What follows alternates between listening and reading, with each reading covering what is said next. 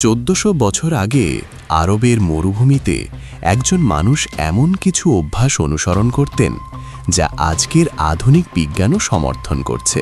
তিনি হলেন মহানবী মুহাম্মদ সাল্লাল্লাহু আলাইহি ওয়াসাল্লাম।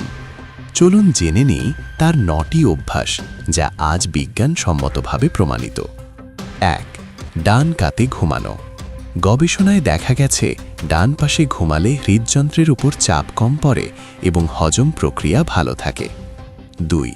ধীরে ধীরে খাওয়া। তিনি কখনো তাড়াহুড়ো করে খেতেন না। আজ বিজ্ঞান বলছে ধীরে খেলে হজম ভালো হয় এবং অতিরিক্ত খাওয়ার প্রবণতা কমে। 3. পরিমিত আহার।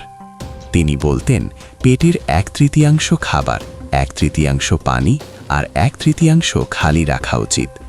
আধুনিক পুষ্টিবিদরাও একই পরামর্শ দেন। 4. মিসওয়াক ব্যবহার। দাঁতের যত্নে মিসওয়াক ব্যবহারের কথা তিনি নিয়মিত বলতেন।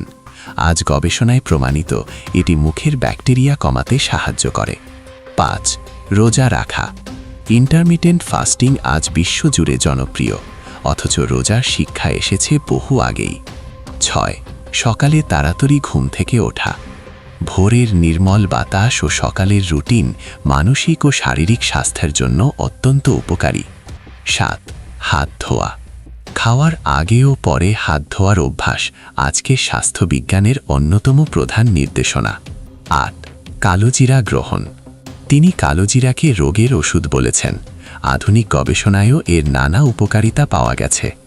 9. ইতিবাচক মনোভাব ও হাসিমুখ। হাসি ও ইতিবাচক চিন্তা মানসিক স্বাস্থ্যের জন্য অত্যন্ত গুরুত্বপূর্ণ। এ কথাও আজ বিজ্ঞান স্বীকার করে।